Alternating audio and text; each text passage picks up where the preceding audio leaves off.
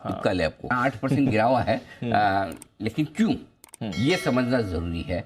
इसकी सारी डिटेल्स लेकर आई हैं नुपुर हमारे साथ हैं इस वक्त बताने के लिए कि इप्का में आज तेज गिरावट की वजह क्या है, बताएं।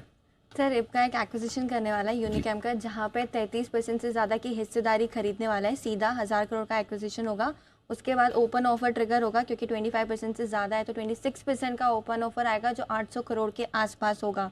तो टोटल जो साइज़ है इस एक्विजिशन की वो करीबन 1800 करोड़ के आसपास की है। और ये जो डील है यूनिकैम के लिए 14% प्रीमियम पे है, क्योंकि उनके कल के मौजूदा भाव से अगर कैलकुलेट करेंगे तो 440 पर शेयर पे इस डील को किया गया है।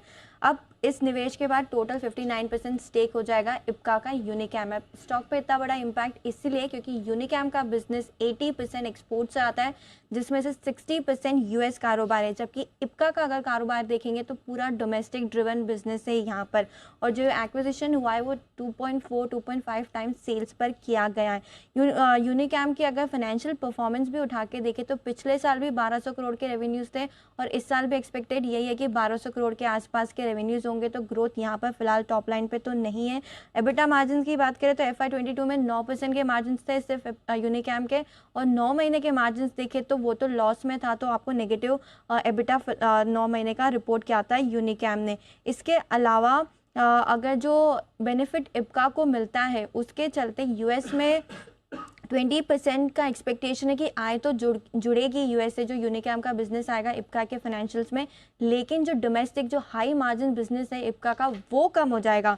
वो 45% से कम होकर 37% हो जाएगा, जो सबसे बड़ा नेगेटिव पॉइंट है इस एक्विजिशन से रिलेटेड। इनफैक्ट जो कैश देखेंगे इप्का की बुक्स में, जब हाफ ईयरली अनाउंसमेंट हुए थे रिजल्ट्स के, तब 580 करोड़ के आसपास का था, और ये डील 1800 करोड़ के आसपास की। अगर इस डील को पूरा करना है तो कैश और डेट दोनों लेना पड़ेगा। डेट बढ़ जाएगा तो वो 1 टाइम्स हो जाएगा नेट डेट टू इक्विटी, तो ये भी एक नेगेटिव पॉइंट है। तो डोमेस्टिक प्रेजेंस होने के बाद यूएस में एक कंपनी को बेनिफिट मिलेगा, क्योंकि इप्का का यूनिकैम का यूएस में मार्केट है। लेकिन नेगेटिव ये है कि इसमें जो सिनर्जीज निकल के आ रही है वो इतनी पॉजिटिव नहीं है। इनफैक्ट आज कॉन्फ्रेंस कॉल है तो और डेटा सामने आएगा उसके बाद।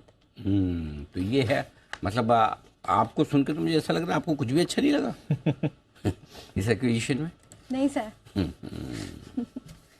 कट भी डीप आ गया सर, 760 के नीचे गया था, तो यही वजह है। एक्चुअली नेगेटिव्स ज़्यादा हैं, नेगेटिव ज़्यादा है ना। ऐसा लग रहा है कि इप्का बड़े डेस्परेशन में ये एक्विजिशन कर रहा है। मतलब किसी न किसी तरह आपको ग्रोथ दिखानी है, और ग्रोथ दिखाने के लिए चाहे डेट लेकर एक्विजिशन करना पड़े, चाहे थोड़ा महंगा करना पड़े, चाहे उस मार्केट के बिजनेस को एक्वायर करना पड़े जहाँ पर ग्रोथ कम है, नहीं है, इन सारी चीज़ों के बाद मतलब जस्टिफाई करना थोड़ा सा मुश्किल है कि आप क्यों ऐसा एक्विजिशन कर रहे हैं। Correct sir, correct.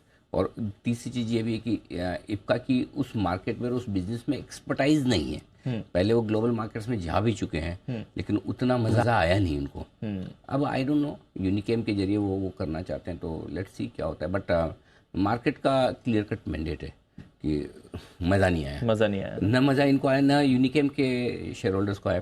440 का एक्विजिशन प्राइस है, लेकिन आप देखिए स्टॉक मुश्किल से 1% ऊपर है, बढ़ा ही नहीं। तो हमारी कैलकुलेशन थी कि 400 के ऊपर का दाम बनता नहीं है, इसके ऊपर होता आपको प्रॉफिट बुक करना चाहिए। आया भी, हाई 395 थी। यस, सो वो भी क्लियर कट है कि यूनिकैम को इससे बढ़िया वैल्यूएशन मिल नहीं सकते थे।